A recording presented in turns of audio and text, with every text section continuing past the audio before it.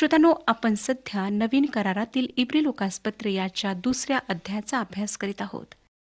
या आधीच्या कार्यक्रमात आपण पाहिले की प्रभू येशू ख्रिस्ताला त्याच्या दुःख सहनाद्वारे परिपूर्ण करण्यात आले आणि वधस्तंभावरील त्याच्या मरणामुळे त्याला गौरव व थोरवी यांनी मुकुट मंडित असे करण्यात आले. आता आपण पुढील भागाचा अभ्यास करूया. इब्री लोकासपत्र दुसरा अध्याय आणि 13वे वचन आता आपण वाचणार आहोत. हे वचन सांगतं, आणि पुन्हा तो म्हणतो, मी त्याच्यावर भरोसा ठेवीन. तसेच पहा, मी व देवाने मला दिलेली मुले. हे वचन यशायाचे पुस्तक 8 अध्याय 17 आणि 18 याचे अवतरण आहे. पवित्र आत्मा पवित्र शास्त्राचा अर्थ कशा प्रकारे लावतो हे या ठिकाणी प्रगट होते. यशायाचे पुस्तक 8 अध्याय 17 आणि 18 ही वचने वाचल्यावर प्रथमदर्शनी असं वाटतं की लेखक यशायाच्या मुलांविषयी लिहित आहे. परंतु या वचनाचा अर्थ पवित्र आत्मा इब्री लोकासपत्र दुसरा अध्याय 13व्या वचनामध्ये अशा प्रकारे लावतो की तो संदर्भ येशू ख्रिस्ताविषयी आहे हे स्पष्ट होते. संदेष्टांच्या लेखनातून प्रभू येशू ख्रिस्ताचे संदर्भ गाळणे चूक आहे. तसे करणे पवित्र आत्म्याने लावलेल्या नवीन करारातील अर्थाला नाकारण्यासारखे आहे. योहान कृष्णवर्तमान 20 अध्याय आणि 17व्या वचनामध्ये प्रभू येशूने म्हटले, तर माझ्या भावांच्याकडे जाऊन त्या सांग, जो माझा पिता व तुमचा पिता आणि माझा देव व तुमचा देव यांच्याकडे मी वर जातो. या ठिकाणी प्रभू येशू ख्रिस्त त्याचे जे प्रेषित होते, जे सर्व यहुदी होते, त्यांच्याविषयी बोलत होता. मला आपणाला पुन्हा एकदा आठवण करून देऊ द्या की हे पत्र यहुदी विश्वासणाऱ्यांकरिता लिहिण्यात आले होते आणि आपण आता वाचलेली वचने त्यांना व आम्हाला सांगतात की स्तोत्रसंहिता व संदेष्टांचे ग्रंथ ह्यांनी ख्रिस्ताविषयी विदित केले. यशायाचा 8 अध्याय निराशेच्या समयी आशेचा संदेश देणार आहे. परमेश्वराने तेव्हा याकोबापासून यहुदी लोकांपासून आपला चेहरा लपविला होता, परंतु त्याचा सेवक म्हणतो की मी त्याच्यावर आशा ठेवेन. तसेच भयंकर निराशेच्या प्रसंगी जेव्हा त्याने संपूर्ण मानवजातीचे पाप आपल्या खांद्यावर वाहिले, जो अत्यंत दुःखद असा प्रसंग होता, त्यावेळेस येशू ख्रिस्ताने आपला भरोसा देवपित्यावर ठेवला. ख्रिस्ताने सहन केलेल्या मरण यातनांमुळे आमचा उद्धार करणाऱ्या व आमचे परिवर्तन करणाऱ्या त्याच्या त्या यातनांमुळे आम्ही त्याची मुले, त्याचे बंधू व त्याचे पुत्र झालो आहोत. हे आपण इब्री लोकासपत्र दुसरा अध्याय 11, 12 आणि 13 या वचनांमधून शिकतो. तसेच इब्री लोकासपत्र तिसरा अध्याय 6व्या वचनाप्रमाणे ख्रिस्त हा देवाच्या घरावर नेमलेला पुत्र त्याविषयी आनंद करतो. श्रोत्यानो, ख्रिस्ताने आम्हाला त्याच्या परिपूर्ण अशा उद्धार कार्याद्वारे देवाच्या घरातले पुत्र व कन्या केले आहे. त्याच्यावरील विश्वासाद्वारे आम्हाला हा अधिकार मिळाला आहे व आमचे पवित्रीकरणही त्याने केले आहे. ते त्याने त्याच्या कृपेने व सामर्थ्याने केले आहे. मग आमची त्याच्याविषयी व स्वतःविषयी काय जबाबदारी आहे? आमची जबाबदारी ही आहे की आम्ही देवाच्या आत्म्याच्या साह्याने स्वतःला निर्दोष व पवित्र राखावे. देहाची वासना, डोळ्यांची वासना व संसाराची फुशारकी, सर्व प्रकारचे भुलविणारे पाप यापासून स्वतःला दूर ठेवावे. जर ख्रिस्ताच्या उद्धार कार्याद्वारे व पवित्रीकरणाद्वारे आम्हाला आमच्या विश्वासाचे योग्य वेगळे करण्यात आले आहे, तर आम्ही आमच्या जीवनाच्या प्रत्येक क्षेत्रामध्ये ख्रिस्ताला प्रथम स्थान द्यावे. त्याचा आमच्या जीवनाच्या प्रत्येक क्षेत्रावर पहिला अधिकार आहे हे आम्ही जाणावे आणि आमची जी मालमत्ता आहे तिच्यावरही त्याचा पहिला अधिकार आहे हे आम्ही जाणावे. आमचा वेळ, आमचा पैसा, आमची शक्ती हे सर्व ख्रिस्ताच्या मालकीचे आहे याचे भान आम्ही सतत बाळगायला हवे. इब्री लोकासपत्र दुसरा अध्याय 14वे वचन वाचूया.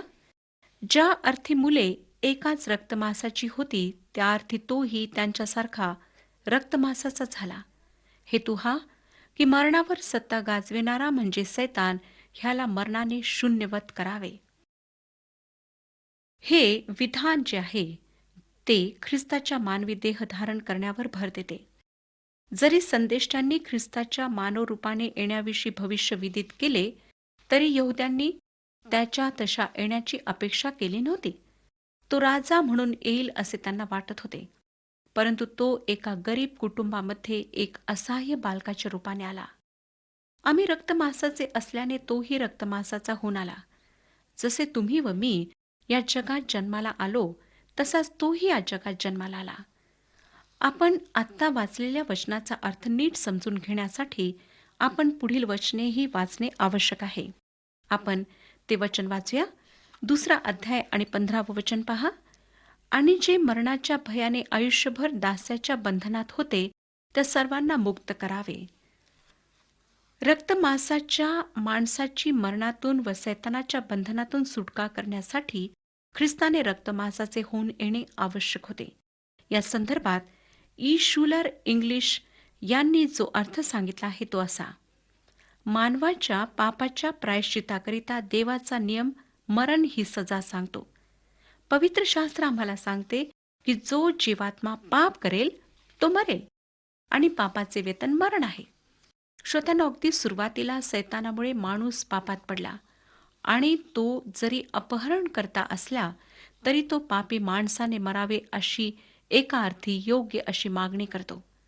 प्रत्येक पापी माणसाने पापाची शिक्षा भोगावी अशी मागणी करण्याचा अधिकार व सामर्थ्य सैतानाजवळ होते आणि म्हणून सर्व माणसे पापी असल्यामुळे मरणाच्या भयात होती आणि पापामुळे बंधनात होती. पापाची व म्हणून सैतानाची सेवा करण्याचे बंधन त्यांच्यावर होते. प्रभू येशू ख्रिस्त मानव बनून या पृथ्वीवर येण्यापूर्वी ही मानवाच्या जीवनाची वास्तवता होती. मानव मरण व सैतान यांच्या बंधनात व भयात होता. परंतु प्रभू येशू ख्रिस्ताने मानव रूप धारण केले. त्याने वधस्तंभावरचे मरण सोसले व त्याद्वारे त्याने संपूर्ण मानवजातीच्या पापाची सजा भोगली व अशा प्रकारे सैतानाची त्याविषयीची मागणी पूर्ण केली.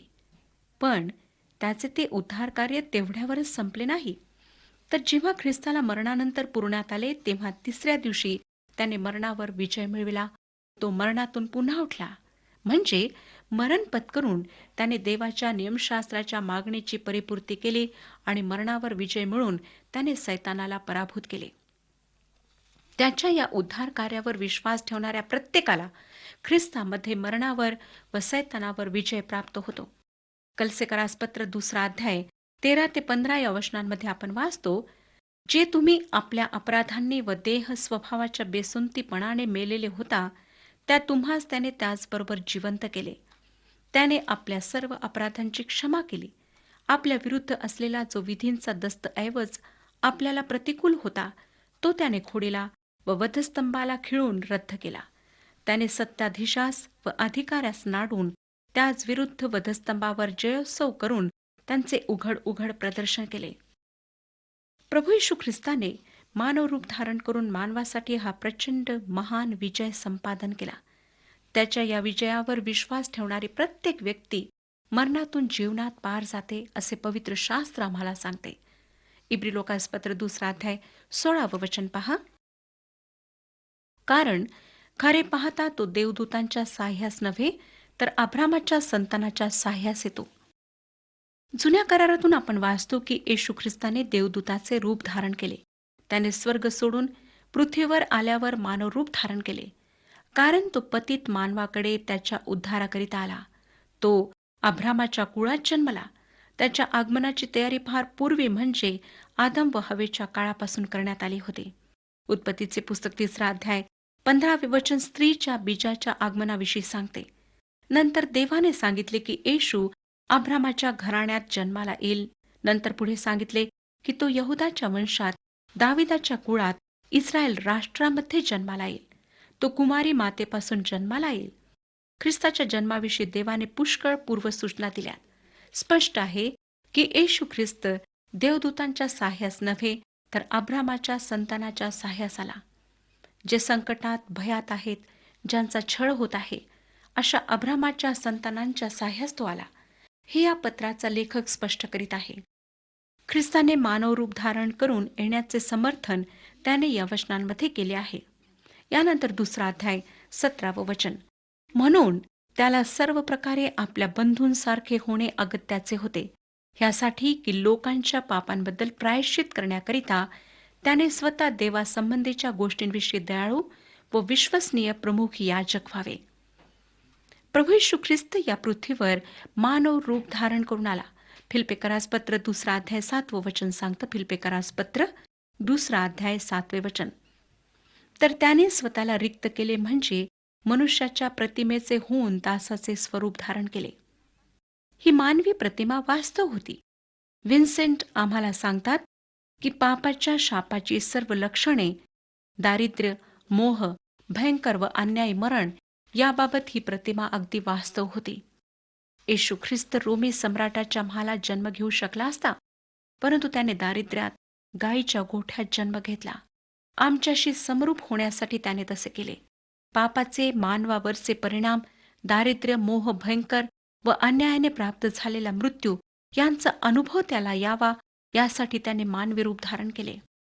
निरागस लोकांची हत्या होणे, त्यांनी अकारण दुःख पेलणे ही एक शोकांतिका आहे. त्यांचे ते दुःख अनुभवण्यासाठी ख्रिस्ताने मानवी रूप धारण केले. दुसऱ्या महायुद्धाच्या काळात अनेक ठिकाणी लोक अडकून पडले होते. काही ठिकाणी ते रेल्वे स्थानकांवर अडकून पडले होते. एके ठिकाणी तर रेल्वे स्थानकावर आवश्यक त्या ट्रेनमध्ये जागा मिळेल या आशेने थांबलेल्या एका गर्भवती महिलेने तेथेच एका बाळाला जन्म दिला. फार दूरच्या ठिकाणी जाण्यासाठी जागेच्या प्रतीक्षेत असलेल्या त्या महिलेचे ते बाळ तेथेच वाढले आणि तिला आपल्या लोकांकडे परत जाता आले नाही. रेल्वे स्थानकावर जन्म होणे तुम्हाला कसे वाटते? एका हिंदी कादंबरीमध्ये नायकाचा जन्म ट्रेनमध्ये होतो आणि अशा घटना घडल्याचे तुम्हीही ऐकले असेल. तुम्हाला आठवतच असेल श्रोत्यांनो, की येशू ख्रिस्ताच्या जन्माच्या थोडे आधी रोमी सम्राटाने नावनिशीविषयी आज्ञा दिली आणि सर्व यहुद्यांना त्याकरिता आपापल्या मूळ गावी जावे लागले. नावनिशी नोंदण्याकरिता येशूचे आईवडील जेव्हा नासरेथात आले, तेव्हा त्यांना राहण्यासाठी उतारशाळेत जागा नव्हती, म्हणून त्यांना गायीच्या गोठ्यात राहावे लागले. तेथेच मरियेचे दिवस भरले व तिने येशूला जन्म दिला. श्रोत्यांनो, तुमच्या व माझ्याबरोबर समरूप होण्याकरिता येशू ख्रिस्ताने मानवदेह धारण केला. एखाद्या व्यक्तीला सहानुभूती दाखवणे ही गोष्ट एखाद्याशी समरूप होण्यापासून भिन्न आहे आणि येशू ख्रिस्ताने या पृथ्वीवर येऊन मानवी जीवनाशी समरूप होऊन दाखविले.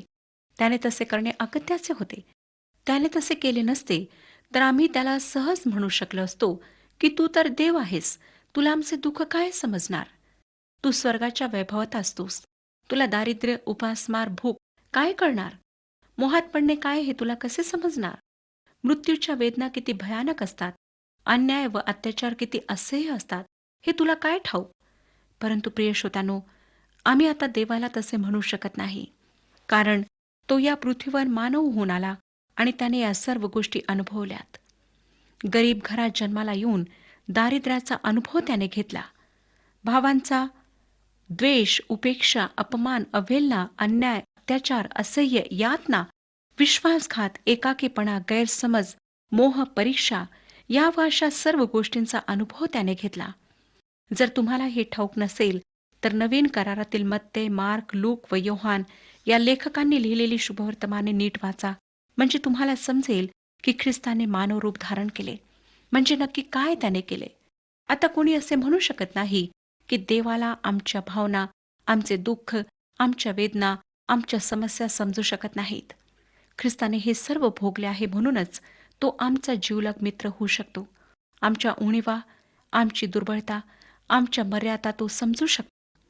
17व्या वचनामध्ये आम्ही वाचले, म्हणून त्याला सर्व प्रकारे आपल्या बंधूंसारखे होणे अगत्याचे होते, ह्यासाठी की लोकांच्या पापांबद्दल प्रायश्चित करण्याकरिता त्याने स्वतः देवासंबंधीच्या गोष्टींविषयी दयाळू व विश्वसनीय प्रमुख याजक व्हावे.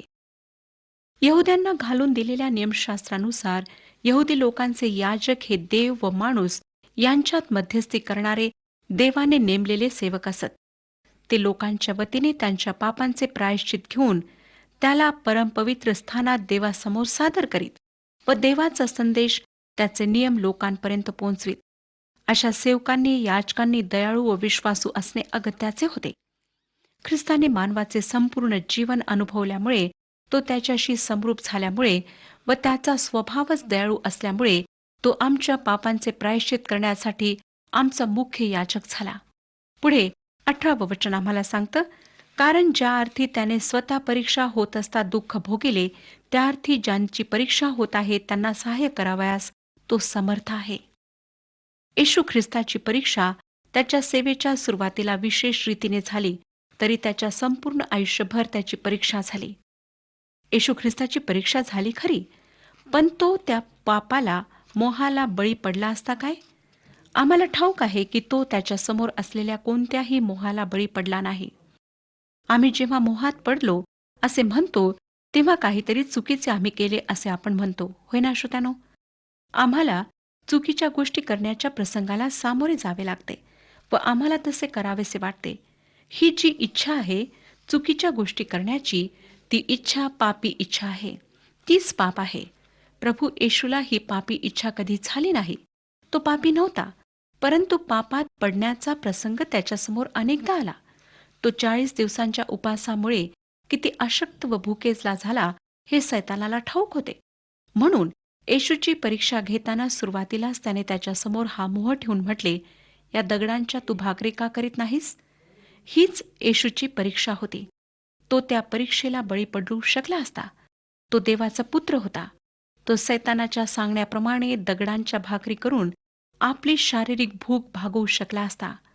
परंतु त्याने सैतानाला उत्तर देऊन म्हटले, मनुष्य केवळ भाकरीने नव्हे तर परमेश्वराच्या मुखातून निघणाऱ्या प्रत्येक वचनाने जगेल. त्याने त्या परीक्षेचा अशा प्रकारे सामना केला.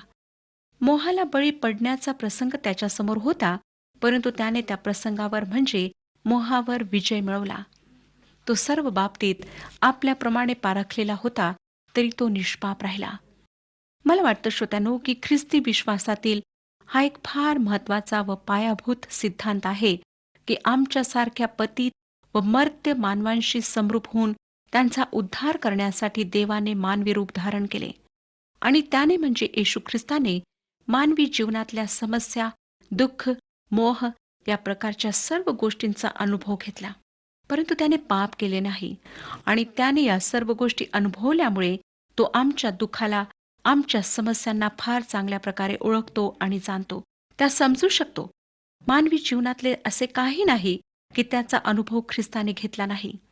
आमच्या समोरचे मोह त्याच्या समोरही होते. म्हणून आम्ही मोहाला सामोरे जाताना आमची नक्की मनस्थिती काय असते हे त्याला समजते आणि म्हणूनच तो आम्हाला त्या मोहावर विजय मिळविण्यासाठी सहाय्य करू शकतो. जर देव म्हणून त्याला मानवासमोरचा मोह काय असतो हे समजले नसते, तर त्याने आम्हाला सहाय्यही पुरविले नसते. परंतु तसे झाले नाही. देव मानव म्हणून या पृथ्वीवर आला. त्याने त्या रूपात मोहावर विजय मिळवून दाखविला आणि त्याच्याद्वारे आम्हालाही मोहांवर विजय मिळविण्याची संधी दिली, सहाय्य दिले. संत पॉल रोमकरासपत्र 8 अध्याय 37 वचनात लिहितो, ज्याने आपणावर प्रीती केली त्याच्या योगे या सर्व गोष्टीत आपण विशेष विजयी आहोत. तसेच तो करिन्थिकरास पहिले पत्र 10 अध्याय 13 वचनात लिहितो, मनुष्यास सहन होते तिच्याशिवाय दुसरी परीक्षा तुम्हावर गुदरली नाही आणि देव विश्वासपात्र आहे. तो तुमची परीक्षा तुमच्या शक्तीपलीकडे होऊ देणार नाही, तर परीक्षेबरोबर तिच्यातून निभावण्याचा उपाय करील, असे की तुम्ही ती सहन कराव्यास समर्थ व्हावे. प्रिय श्रोत्यानो, ख्रिस्ताने परीक्षेचा यशस्वी सामना केला आणि त्याने पाप केले नाही. तुम्ही कोणत्या मोहाच्या प्रसंगातून जात आहात हे त्याला ठाऊक आहे. पण तुम्ही त्या गोष्टी ख्रिस्तासमोर सादर केल्या आहेत काय? तुम्ही तुमच्या भावना, तुमचे विचार, तुमचे मोह त्याच्यासमोर ठेवून त्याला त्याकरिता सहाय्य मागितले आहे काय? नसेल तर आज आत्ता ख्रिस्ताकडे या. काहीही राखून न ठेवता ख्रिस्ताजवळ आपले मन मोकळे करा. त्याच्याजवळ आपला दुबळेपणा, आपल्या मर्यादा कबूल करा. त्याला सांगा की अमुक एका गोष्टीवर विजय मिळू शकत नाही आणि त्यामुळे तुमच्या जीवनात समस्या आहेत. त्याच्याजवळ आपले मन मोकळे करण्यात लाज बाळगू नका. आमच्या जीवनाचा अनुभव त्याने घेतला आहे, म्हणून तो तुम्हाला समजून घेईल याची खात्री बाळगा. तो तुम्हाला तुमच्या परीक्षेतून निभावण्यासाठी निश्चित सहाय्य पुरवेल. श्रोत्यानो, प्रभू येशू ख्रिस्त जिवंत आहे. तो आज आमच्याकरिता मध्यस्थी करीत आहे आणि त्याच्याकरिता कठीण अशी कुठलीच गोष्ट नाही, कुठलीच गोष्ट त्याच्याकरिता असंभव नाही. म्हणून त्याच्याजवळ या, त्याला आपल्या सर्व समस्या सांगा. तुमची सर्व परिस्थिती त्याला ठाऊक आहे. फक्त तो प्रतीक्षा करीत आहे की तुम्ही स्वतः त्याच्याजवळ येऊन आपली सर्व परिस्थिती त्याला सांगावी. आजार, दुःख, तुमची नोकरीची समस्या सर्व काही त्याला सांगा. तो तुमची काळजी घेण्याकरिता समर्थ आहे. आज जर आपण पापामध्ये जीवन व्यतीत करीत आहात तर पश्चाताप करा, क्षमा मागा, ख्रिस्ताला आपले जीवन समर्पित करून त्याला तारणारा म्हणून स्वीकारा. परमेश्वर आपणास सर्वांस आशीर्वाद देव.